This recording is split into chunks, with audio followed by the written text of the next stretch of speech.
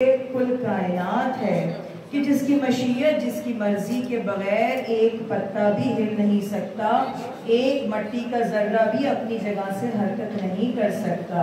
وہ پروردگار اتنا عظیم ہے کہ اس نے تمام تر امور اپنی مشیت کے تحت رکھنے کے باوجود انسان کو اتنا کمال تک پہنچا دیا کہ اسے اختیار کی نعمت دے دی، اسے نعمت عطا کی کہ تمہارے پاس اختیار ہے کہ تم کرو یا نہ کرو، زبردستی تمہارے ساتھ کوئی نہیں۔ تمہیں بتا دیا کہ یہ اچھائی ہے، یہ برائی ہے، یہ صحیح ہے، یہ غلط ہے، یہ حق ہے، یہ باطل ہے، یہ شیطانیت ہے، یہ رحمانیت ہے۔ اب تمہاری مرضی ہے، تمہارا اختیار ہے کہ تم سیدھی دائیں طرف جانا چاہتے ہو یا بائیں ہاتھ کو اختیار کرتے ہو۔ تم اپنے اعمال روز قیامت اپنے دائیں ہاتھ میں لیتے ہو، جسے یمین کہا گیا ہے قرآن میں، یمنا یا یمین کا مطلب ہوتا ہے سیدھے ہاتھ میں، یا تم اپنے اعمال اپنے بائیں ہاتھ میں یعنی شمال میں لینا چاہتے ہو۔ شمال کہا گیا ہے بائیں طرف کو، یعنی یمین حق کا راستہ ہے، شمال باطل کا راستہ ہے۔ تو پروردگار رب العزت نے انسان کو اختیار دے دیا، اور یہ اختیار اس نے کہاں دیا؟ جگہ جگہ مومنان، یہ اس نے دیا اپنی نازل کی ہوئی کتاب قرآن کریم میں، جو کہ سر چشمہ ہدایت ہے اول سے آخر تک۔ پروردگار کہتے ہیں ہم نے تمام تر خشک و تر کا علم، ایک مرتبہ نعرہ صلوات بھیجیے۔ بچوں کی ماؤں سے گزارش ہے کہ اگر ڈسٹربنس پیدا کر رہے ہیں تو ذرا دور لے جائیں، کیونکہ مجلس حسین بڑی بابرکت محفل ہوتی ہے مومنات، اور بڑا اس میں توجہ درکار ہوتی ہے۔ بلندتر نعرہ صلوات بھیجیے۔ اور آپ مومنات سے گزارش ہے کہ کوئی بچہ روئے تو ساری مائیں نہ دیکھنا شروع کر دیا کریں، تو اس کی ماں سنبھالنے کے لیے کافی آپ کی توجہ میری طرف ہونی چاہیے۔ تو مومنات ہم کس طرف آپ کی توجہ مبذول کرا رہے ہیں کہ قرآن کریم جس کی بار بار قرأت کا، جس کی بار بار جس کو پڑھنے کی تاکید اور تذکرہ کیا گیا ہے۔ اور کیوں کیا گیا ہے مومنات؟ کہ پروردگار کہتا ہے کہ اللہ نے کہ میں نے تمام تر خشک و تر کا علم اس کتاب میں دے دیا ہے۔ آیا کوئی ہے جو اس کتاب سے ہدایت لے؟ آیا کوئی ہے جو اس کتاب کو سمجھے اور اس پر چلے اور جنت کو پالے؟ تو کسی نے میرے چھٹے امام جعفر صادق علیہ السلام پوچھا کہ مولا میں بعض اوقات بعض کیفیات میں مبتلا ہو جاتا ہوں، اور مجھے سمجھ نہیں آتا کہ ان کیفیات میں کس طرح اپنے آپ کو پرسکون کروں، تو مولا مجھے کوئی ہدایت دیجیے، مجھے کوئی عمل بتائیے۔ میرا مولا مسکرایا اور کہتا ہے کہ مجھے بڑی حیرت ہے انسان پر، مجھے بڑی حیرت ہے لوگوں پر کہ وہ 4 قسم کی پریشانیوں میں عموماً مبتلا ہوتے ہیں، لیکن وہ 4 آیات قرآنی سے ہدایت نہیں لیتے، انہیں دہراتے نہیں، پڑھتے نہیں، ان کا ورد نہیں کرتے۔ تو پوچھنے والے نے پوچھا کہ مولا آپ مجھے بتائیے کہ کون سی 4 آیات ہیں؟ تو مولا نے کہا دیکھو عموماً انسان پر 4 کیفیات بارہا طاری ہوتی ہیں، بارہا اس کی زندگی اسی کے ساتھ گزرتی ہے، اس میں مختلف کیفیات طاری ہوتی ہیں۔ مولا نے کہا کہ اگر تو دیکھے کہ تو کسی قسم کے خوف میں مبتلا ہو گیا ہے، اکثر ہوتا ہے نا ہمیں خوف ہو جاتا ہے، اور اکثر ہمارے پاس سب سے بڑا تو خوف انسان کو کیا ہوتا ہے کہ میرے پاس اگر فلاں چیز ہے تو مجھ سے چھن نہ جائے، مجھ سے لے لی نہ جائے۔ حتیٰ کہ کبھی کبھی صحت کے لیے بھی ہوتا ہے کہ اللہ تو نے مجھے صحت دی ہے، کہیں میری صحت خراب نہ ہو جائے۔ آل اولاد کی طرف سے کبھی کبھی خوف طاری ہوتا ہے، مال و زر کی طرف سے کبھی کبھی طاری ہوتا ہے، کسی نعمت کی طرف سے طاری ہوتا ہے۔ تو مولا نے کہا کہ اگر تو محسوس کرے کہ تجھے کسی طرف سے خوف طاری ہو گیا ہے تو سورہ آل عمران کی یہ آیت کہ حسبنا اللہ و نعم الوکیل بار بار دوہرا کہ میرے لیے اللہ ہی کافی ہے اور وہ سب سے بہتر کار ساز ہے، یعنی میرے تمام تر کاموں کو بنانے والا میرا پروردگار ہے۔ پھر میرے مولا نے کہا کہ دوسری عموماً کیا انسان کو پریشانی ہوتی ہے کہ وہ کسی پہلے تو بتائی کہ خوف میں مبتلا، پھر کہا کہ کسی نہ کسی غم میں مبتلا ہو جاتا ہے، کسی نہ کسی اندوہ میں ہوتا ہے، کسی نہ کسی پریشانی میں ہوتا ہے، تکلیف میں ہوتی ہے، وہ جسمانی بھی ہو سکتی ہے، مالی بھی ہو سکتی ہے، ذہنی بھی ہو سکتی ہے، کسی کی طرف سے بھی ہو سکتی ہے۔ تو مولا نے کہا کہ جب تو کسی غم و اندوہ اور پریشانی میں مبتلا ہو جائے تو سورہ انبیاء کی آیت لا الہ الا انت سبحانک انی کنت من الظالمین۔ مولا نے کہا کہ یہ آیت دلالت کرتی ہے کہ تو اپنے گناہوں کا اعتراف کرتے ہوئے پروردگار کے سامنے سربسجود ہے، یعنی پہلے میں اپنے گناہوں کا اعتراف کروں، لا الہ الا انت سبحانک انی کنت من الظالمین، کہ پروردگار پاک ہے تیری ذات، بے شک میں نے سب سے بڑا ظلم اپنے نفس کے ساتھ کیا ہے، میں ظالمین میں سے ہوں، میں نے اپنے اوپر سب سے بڑا ظلم کیا ہے۔ تو میرے مولا نے کہا کہ جب تو بار بار اس آیت کا ورد کرے گا تو تیری وہ غم و اندو کی کیفیت پروردگار کم کر دے گا۔ پھر مولا نے کہا کہ تیسری پریشانی اکثر کیا ہوتی ہے لوگوں کو کہ وہ کسی کی طرف سے دھوکہ کھاتے ہیں، ان کے ساتھ مکر و فریب ہوتا ہے، ہیلا ہوتا ہے، ان کے ساتھ ہیلا سازی کی جاتی ہے۔ مولا نے کہا اگر تو دیکھے کہ تیرے ساتھ کہیں مکر و فریب ہوا ہے تو تو سورہ غافر کی یہ آیت دورہ کہ وَأُفَوِّضُ أَمْرِي إِلَى اللَّهِ إِنَّ اللَّهَ بَصِيرٌ بِالْعِبَادِ، کہ میں اپنے تمام تر امر سپرد کرتا ہوں اے پروردگار تیرے، بے شک تو اپنے بندوں کو ان کے اعمال کو دیکھنے والا ہے۔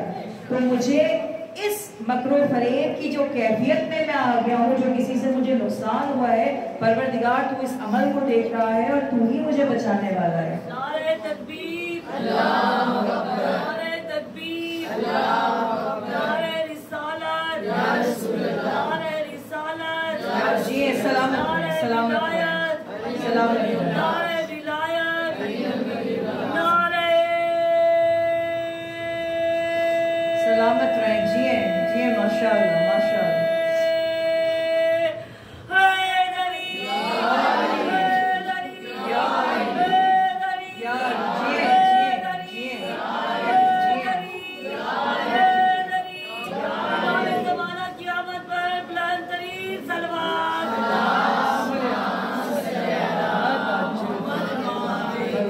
سلامت رکھے یا علی مدد کا نعرہ بلند کرنے والوں کو اور جواب میں اپنی آوازوں کو بلند کرنے والوں کو، اور ان ہاتھوں پر اپنی رحمت نازل کرے جو میرے مولا علی کے نام کے ساتھ بلند ہو سکے۔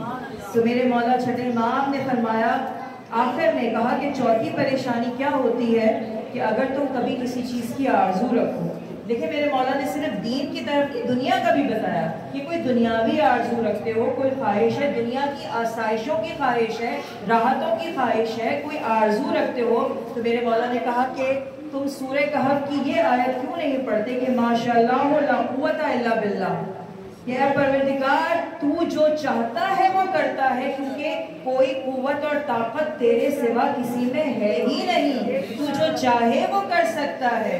تو مومنات ان آیات کا بار بار ورد کیجئے، صرف اسی لیے نہیں کہ اگر کوئی پریشانی ہے، ویسے ہی ہمیں حکم دیا گیا ہے کہ بار بار ان آیات کو پڑھیں اور ان سے ہدایت حاصل کریں۔ ایک مرتبہ درود بھیجیے محمد علیہ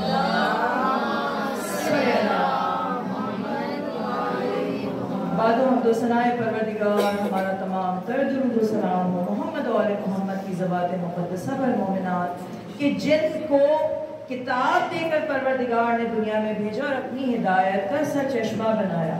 دنیا کو کبھی اپنے حالی سے، آپ دیکھیں کتنا بڑا احسان محمد و آل محمد کا کہ جب تک جو حالی دنیا میں رہا وہ ہدایت کرتا رہا، اور آج بھی اپنے چاہنے والے ماننے والوں کو اکیلا نہیں چھوڑا ہے۔ آج بھی ہمارا سرپرست اعلیٰ، ہمارا وارث، ہمارا قائم ہمارے سروں پر موجود ہے، اور سب سے بڑا ثبوت کیا ہے میرے مولا قائم آل محمد کا؟ یہ فرش عزائے حسینی۔ ہمارا موضوع ہی اس اشرے کا کہ عزاداری امام حسین اور ظہور امام مہدی، کہ آپ دیکھیں اگر کہیں فرش بچھایا جاتا ہے تعزیت کے لیے، پرسے کے لیے، تو سب سے پہلے پرسہ دیا ہی وارثین کو جائے گا۔ اگر وہ پرسہ لینے والا وارث ہی موجود نہ ہو تو آپ کس کو پرسہ دیں گے، کس کا ماتم کریں گے، کس کے لیے روئیں گے، کس کو تعزیت دیں گے؟ تو یہ فرش عزائے حسینی، یہ پرسے کا دینا، یہ تعزیت کا برپا کرنا، یہ ماتم کا برپا کرنا ثبوت ہے اس بات کا کہ میرا مولا امام زمانہ موجود ہے۔ بے شک بے شک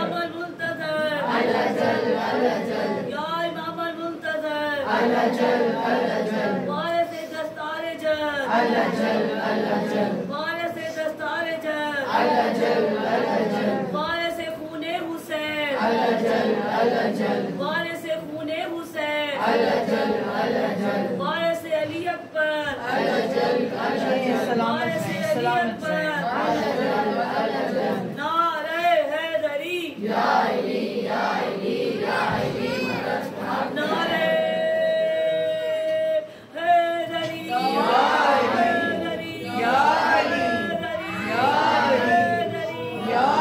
ज़माना क़यामत पर बुलंद तरीन तलवार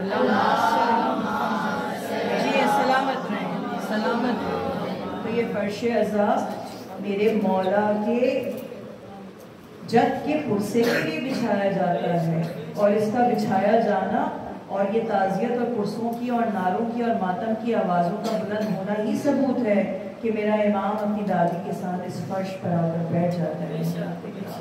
ये सबसे बड़ा सबूत है। तो आज चूँकि 7 सफ़र है, इस फर्श अज़ा की भी 7वीं मजलिस है मोमिनात, और ऐसी तारीख़ है सफ़र की कि जो मंसूब है मेरे 7वें इमाम मूसी काज़िम में इमाम जाफ़र सादिक़। इमाम की विलादत का दिन है, लेकिन बस वाए वो हम मोमिनों पर। ये मेरा इमाम ऐसा है मोमिनात के दोनों तारीख़ें, इमाम की विलादत की भी और शहादत की भी। विलादत माह सफ़र में है जब काफ़िला हुसैनी मस्तूरात अहल बैत यजीद की क़ैद में है, और विलादत मेरे मौला की 25 माह रजब, जबकि हम मेरे मौला अली की विलादत के जश्न से ही बाहर नहीं निकले होते, यानी इतनी विलादतें हैं माह रजब में, तो उस माह में खुशियाँ मनाई जा रही होती हैं और इस माह में गम को मनाया जा रहा होता है। तो ये मेरा वो वाकई मज़लूम इमाम है कि ना जिसकी शहादत का जश्न बेहतर तौर पर मनाया, जिसकी विलादत का जश्न मनाया जा सकता है, ना जिसकी शहादत की मजालिस कमा कहूँ बर्पा की जा सकती है। थोड़ा सा तज़किरा इस इमाम का आपके सामने करेंगे, ख़ास तौर से अपनी बच्चियों के लिए, क्योंकि हमारे यहाँ बच्चियों को बहुत कम पता होता है, ज़्यादा जानती हैं अगर हालात ज़िंदगी तो या तो मौला अली के जानती हैं या मौला हुसैन के जानती हैं, बाकी आइमा का इतना बताया नहीं जाता। थोड़ा सा आपके सामने तज़किरा करके बड़ी तेज़ी से अपनी मजलिस को तमाम करेंगे।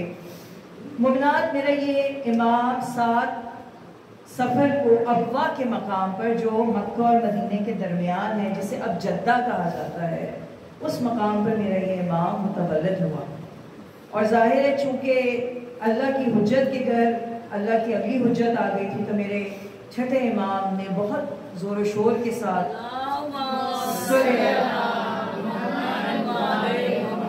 मेरे इस इमाम की विलादत को मनाया।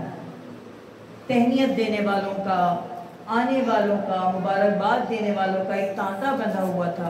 अच्छा, ये हम थोड़ा सा तज़किरा कर दें कि वो ज़माना, और अब भी आप अरब में अगर देखें तो जिस तरह हमारे यहाँ बड़े सग़ीर में ये 2.25 महीने मनाए जाते हैं ना गम के, इस तरह ना ईरान में मनाए जाते हैं, ना इराक़ में मनाए जाते हैं, ना अरब के और दुनिया में कहीं नहीं मनाए जाते जिस तरह हमारे यहाँ, क्योंकि हम एक पूरे 2.25 महीने मखसूस कर देते हैं, लेकिन अरबी जो हैं या ईरानी जो हैं वो मखसूस नहीं करते।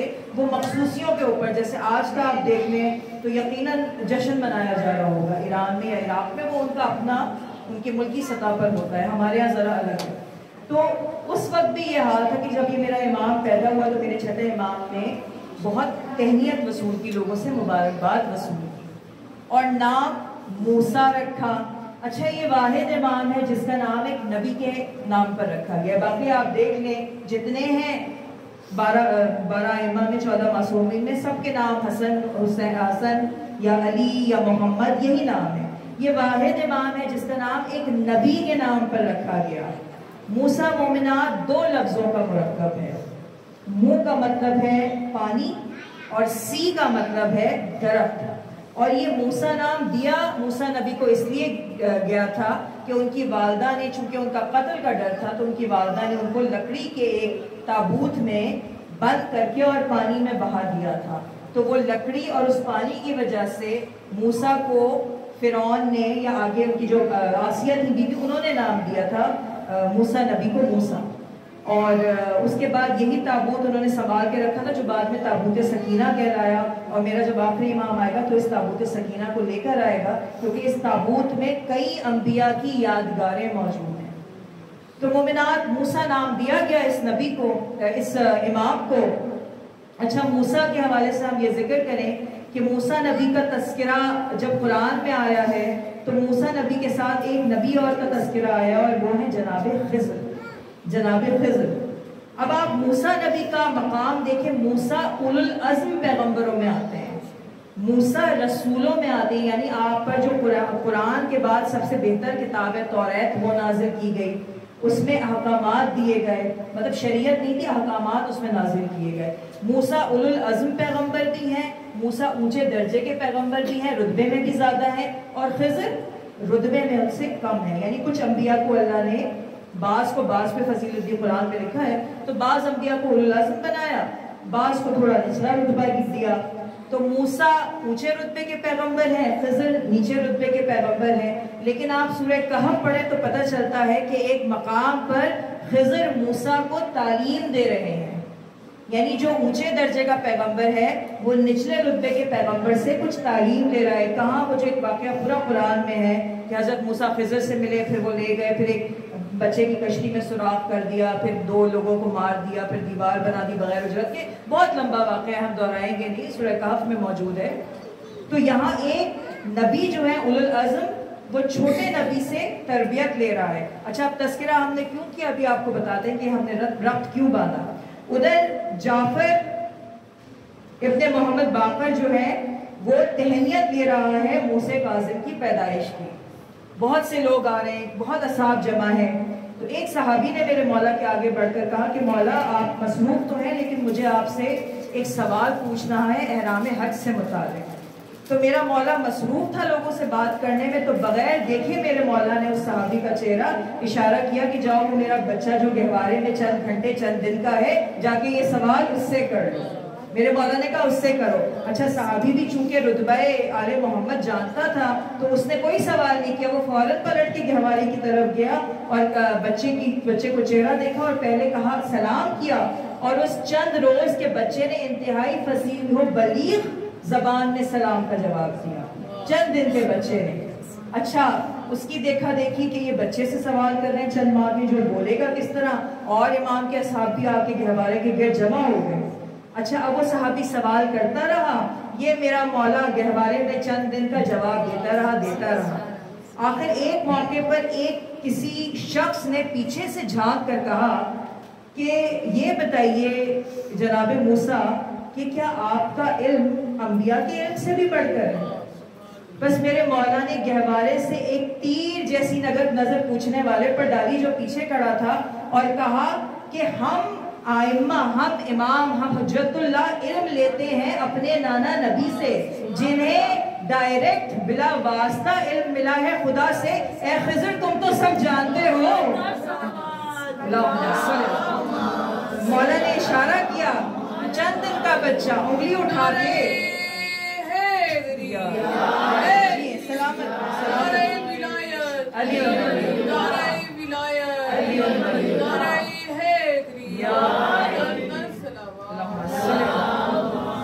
مولا نے کہا تم تو جانتے ہو کہ ہم نے جو علم لیا ہے وہ اپنے نانا ختمی مرتبت سے لیا ہے۔ اے خضر تم تو سب جانتے ہو۔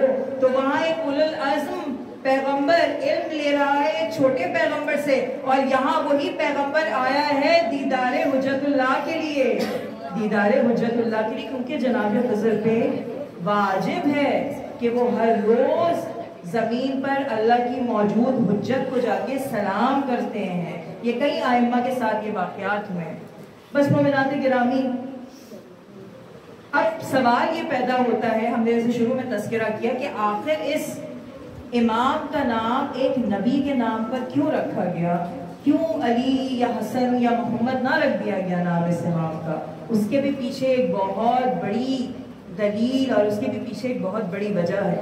پروردگار ہر نبی کا، ہر امام کا نام اتارتا بھیجتا ہے اس وقت کے حالات کے حساب سے، جو حالات موجود ہوتے ہیں، جس طرح کا زمانہ ہوتا ہے، جس طرح کے لوگ ہوتے ہیں، اسی حساب سے نبی یا امام کا نام رکھا جاتا ہے۔ اب موسیٰ کے دور میں کیا چیز قرآن تذکرہ کرتا ہے؟ کس چیز کا زور تھا؟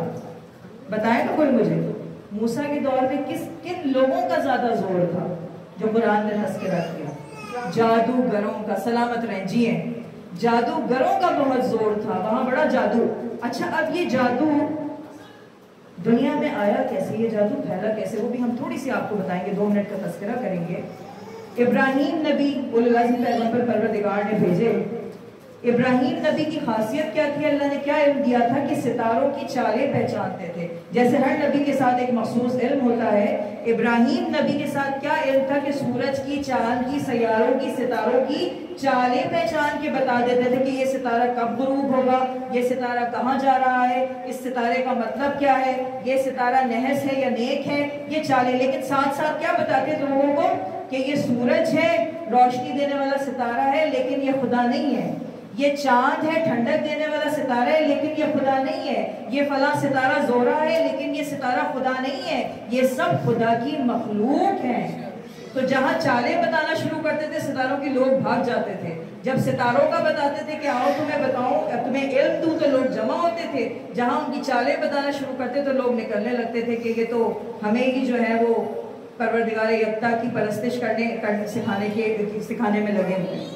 تو جناب ابراہیم کے ساتھ ایک گھاٹ تھا پیچھے پیچھے پیچھے، جیسے ہر نبی کے ساتھ ہوتا ہے، جیسے ہم عرف عام زبان میں کہتے ہیں منافق۔ ہمارے نبی کے ساتھ بھی بہت سارے تھے۔ ابراہیم نبی کے پیچھے ایک منافق، جسے تاریخ نے لفظ دیا گھاٹ، جو نبی کے ساتھ لگا ہوتا ہے۔ کیوں لگا ہوتا ہے؟ کہ وہ نبی کی تعلیم کے ذریعے نبی کے رازوں کو جمع کرتا ہے، اور وہ پھر ان رازوں کا غلط استعمال کرتا ہے، حتیٰ کہ حدیثیں بھی توڑ مروڑ دیتا ہے، اپنے مطلب سے نکال دیتا ہے۔ یہی گھاٹ بعد میں گرو بن جاتا ہے، اور گرو ایسا بنتا ہے کہ لوگ تاریخ میں لکھتے ہیں کہ زیادہ خلیفہ گیری مت کرو، ہوتا ہے نا ایسا۔ تو ابراہیم کے ساتھ ساتھ بھی ایک گھاٹ تھا، نام اس کا تاریخ نے لکھا ہری۔ اب یہ جو ہری تھا، ابراہیم کے ساتھ ساتھ وہ ستاروں کا بتاتے رہتے تھے، یہ محفوظ کرتا رہتا تھا، اللہ نے دماغ تو دیا تھا۔ آخر جب ابراہیم کو اس کی اصلیت کا پتہ چلا تو ابراہیم نے اسے نکال باہر کیا یروشلم سے۔ وہاں سے نکل کے یہ چلا گیا مصر، اور مصر جا کے ابراہیم کی تعلیم اور رازوں کو استعمال کر کے جادو سیکھتا رہا اور وہاں لوگوں کو سکھاتا رہا۔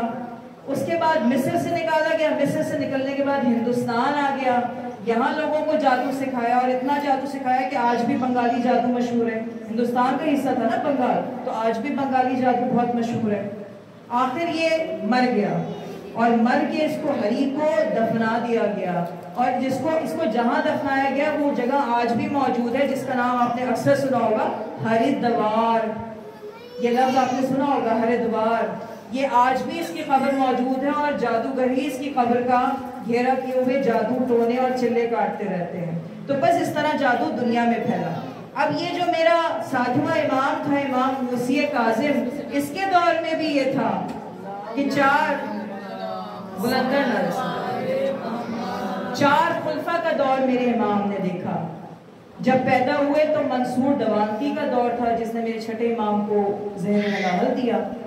وہ جب مر گیا تو اس کا بیٹا مہدی وہ کچھ عرصے رہا، پھر اس کا بھائی ہادی وہ کچھ عرصے رہا، اور اس کے بعد اس کا بیٹا آ گیا ہارون رشید، جس نے دشمنی محمد و آل محمد میں وہ کارنامے سر انجام دیے کہ آج تک تاریخ اسے یاد کرتی ہے کہ اپنے محل کے نیچے ایک تہخانہ اس نے بنایا تھا، جس کے گارے میں مسلمانوں کے، اہل بیت کے ماننے والوں کے خون کو شامل کر کے اس کی دیواریں پر اور کھوپڑیوں کے کمرے بنائے جاتے تھے۔ یعنی اتنا ظلم اس نے اہل بیت کے ماننے والوں پر کیا۔